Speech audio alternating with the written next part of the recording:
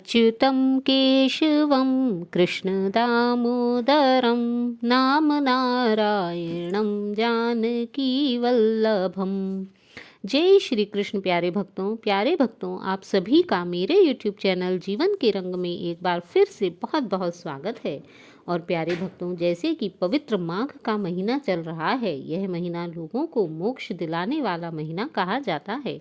इस महीने में जो भी व्यक्ति पूर्ण श्रद्धा के साथ स्नान, दान तथा इसके महात्म्यों का श्रवण करता है, उसे मोक्ष की प्राप्ति होती है। तो इसी कड़ी में आज हम इसमें सुनेंगे माघ मास महात्म्य के अध्याय 23 व 24 की कथा। तो आइए आरंभ करते हैं अध्याय 23 की कथा। अध्याय 23 की कथा का श्रवण करने से पूर्व हम जान लेते हैं कि उससे पूर्व क्या चल रहा था। इससे पूर्व हमने देखा कि किस प्रकार एक केरल देश का ब्राह्मण अपने बुरे कार्यों के कारण प्रेत योनि को प्राप्त करता है तथा अत्यंत दुखी होकर वन में घूमता रहता है। तब एक बार उसे एक पथिक दिखाई देता है। वह उस पथिक से बिना डरे जल पिलाने की प्रार्थना करता है तथा कहता है कि जो धर्मात्मा व्यक्ति होते हैं उन्हें किसी भी प्रकार से प्रेत इत्यादि से नहीं डरना चाहिए, क्योंकि एक बार मैंने सारस के वचनों को सुना था। तब पथिक उससे कहता है कि हे प्रेत, तुमने सारस के कौन से वचन सुने, कृपा कर मुझे बतलाओ। तब वह प्रेत उसे एक बंदर व एक सारस की कथा बताता है तथा कहता है कि एक बार एक कुहरा नदी थी। वहां पर एक बंदर घूमते घूमते आ पहुंचा और उसने वहां पर एक सारस को पकड़ लिया।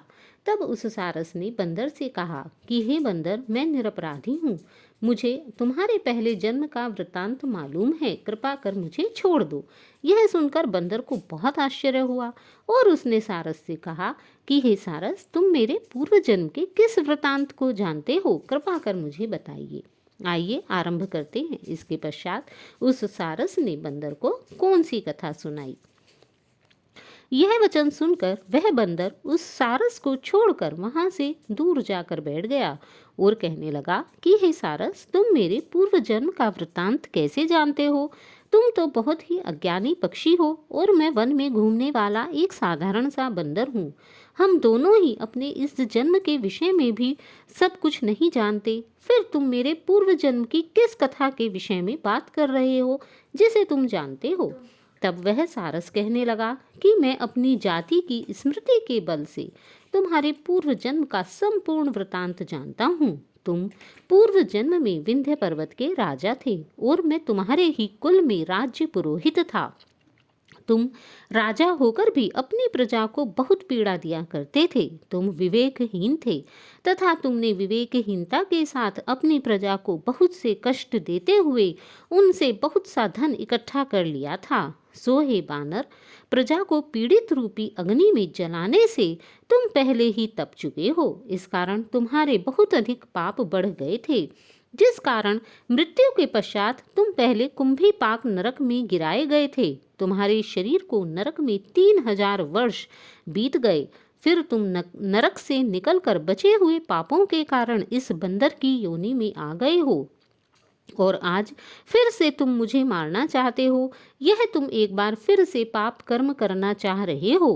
पिछले जन्म के पापों के कारण तुम अपने इतने अधिक दुख भोग चुके हो और अब इस जन्म में पुनः पाप करके अगले जन्म के लिए फिर से दुख भोगने को तैयार हो रहे हो। तो कृपा कर ऐसा मत करो, क्योंकि इस जन्म में किए गए पाप कर्म व्यक्ति को अवश्य ही भोगने पड़ते हैं।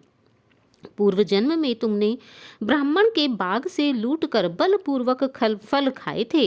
उसका यह भयंकर फल हुआ है कि तुम वानर हुए हो और वनवासी हुए हो तथा इधर उधर घूमते फिरते हो। प्राणी अवश्य ही अपने किए हुए कर्मों को भोगता है, उसके कर्मों को देवता भी हटा नहीं सकते। इस प्रकार मैं सारस का जन्म लेकर भी अज्ञान से मोहित नहीं हुआ हूँ।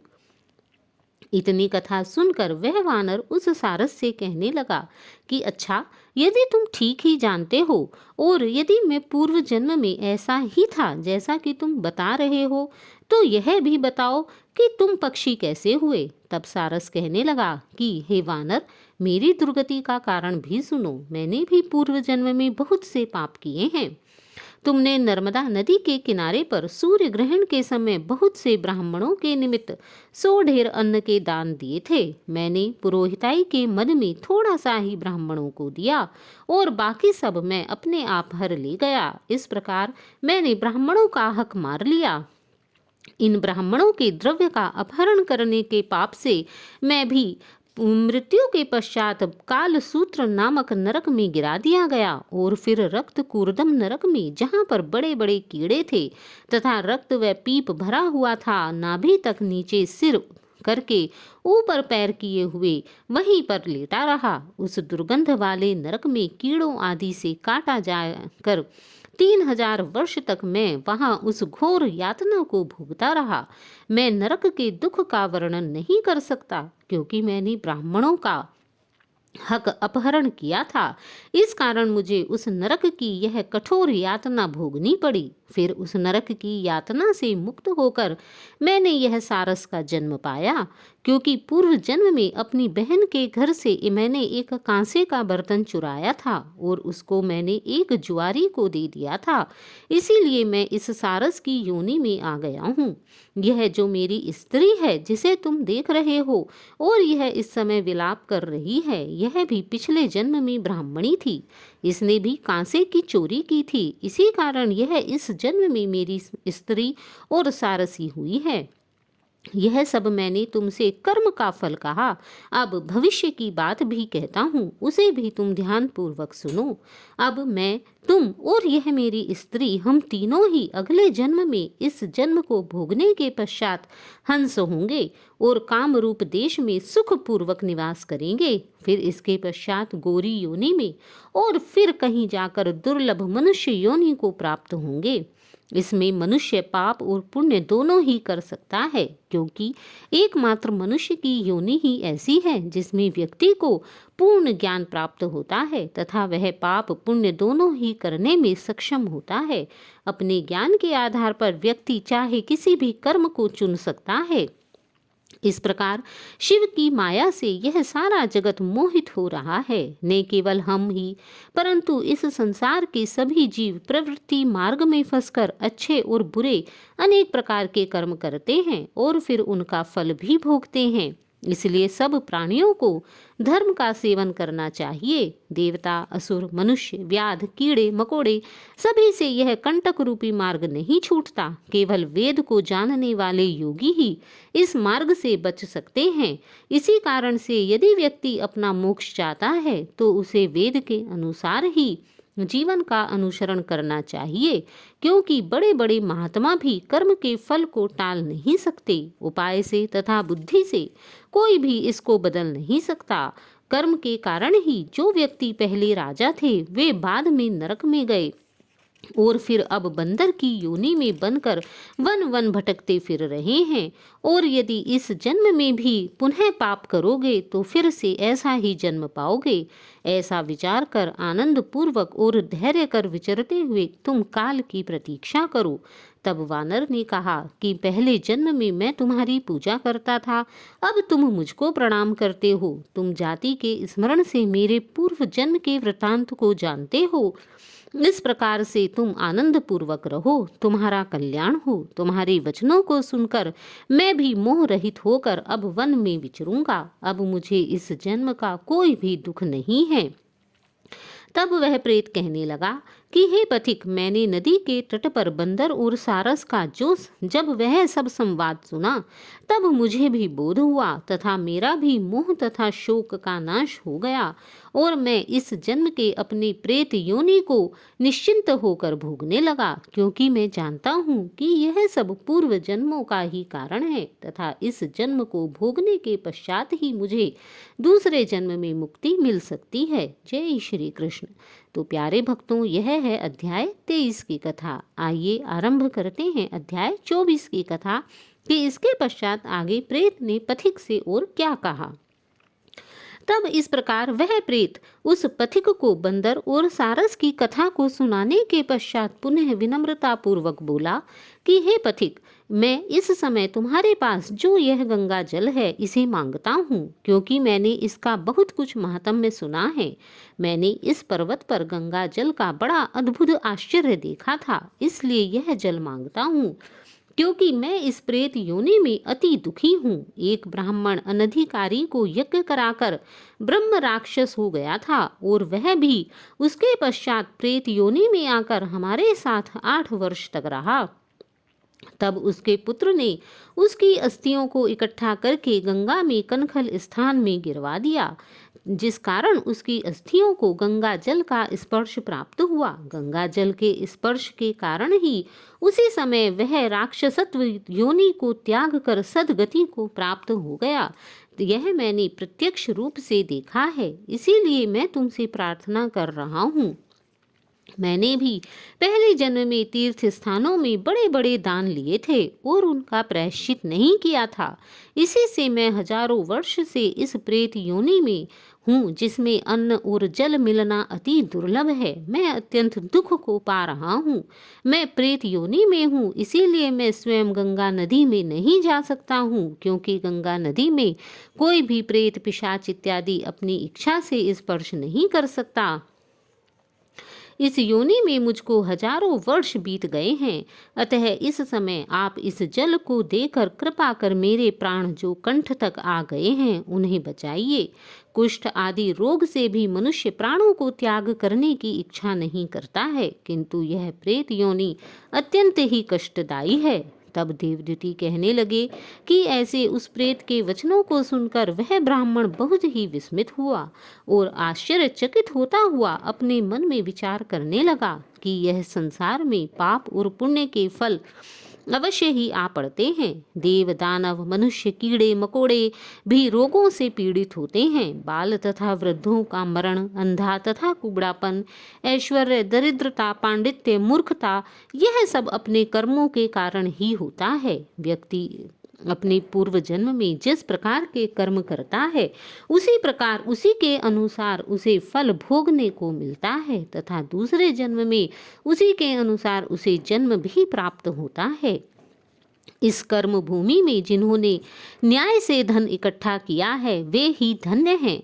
पाप करने वाला व्यक्ति किसी भी प्रकार से धन्य नहीं है। यह सुनकर वह प्रेत गदगद वाणी से बोला, हे पथिक, मैं जानता हूँ कि आप सर्वज्ञ हो। आप मुझको जीवन का आधार यह जल उसी प्रकार दो जैसे मेघ चातक को देता है। तब वह पथिक कहने लगा कि हे प्रेत, मेरे माता पिता भृगु क्षेत्र में बैठे हुए हैं तथा मैं उन्हीं के लिए यह जल लाया हूँ।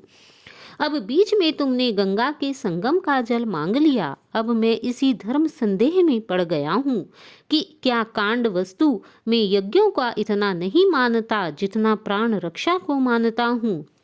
अब मैं यही सोच रहा हूँ कि इस जल को पहले अपने माता पिता को दूं अथवा इस जल से तुम्हारे प्राणों की रक्षा करूं, किंतु मुझे ऐसा विचार हो रहा है कि यज्ञ इत्यादि से उतना फल नहीं मिलता जितना कि प्राण की रक्षा करने से मिलता है। इसलिए हे प्रेत, मैं तुम्हें यह जल देकर अवश्य ही तृप्त करूँगा और इसके पश्चात अपने माता पिता के लिए पुनः जल लाऊंगा।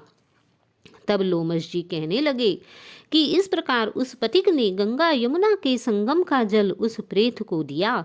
उस प्रेत ने भी प्रीति पूर्वक उस जल को पिया। उस जल के प्रभाव से उसी समय वह प्रेत शरीर को छोड़कर दिव्य देहधारी हो गया, क्योंकि गंगा यमुना का जल बहुत ही पवित्र होता है। केरल कहने लगा कि बिंदु मात्र गंगा जल से वह प्रेत मुक्त हो गया। हम समझते हैं कि ब्रह्मा जी भी इस जल के गुण का वर्णन नहीं कर सकते, नहीं तो महादेव जी इस जल को अपने मस्तक पर क्यों धारण करते। इस संसार में जो मनुष्य अपने काया वचन और मन से किसी भी प्रकार से पापों से रंग गए हैं वे भी सभी पाप गंगा जल में जाकर ही धुलते हैं। अर्थात व्यक्ति किसी भी प्रकार का जो भी पाप करता है वह सभी पाप गंगा जल में स्नान करने से नष्ट हो जाते हैं। गंगा जल के सेवन से मुक्ति सदा सन्मुख खड़ी रहती है। जिसके जल को स्पर्श करते ही वह प्रेत प्रेतत्व को छोड़कर मुक्ति को प्राप्त होता है। जो गंगा जल में स्नान करता है वह व्यक्ति वैष्णव पद को प्राप्त होता है।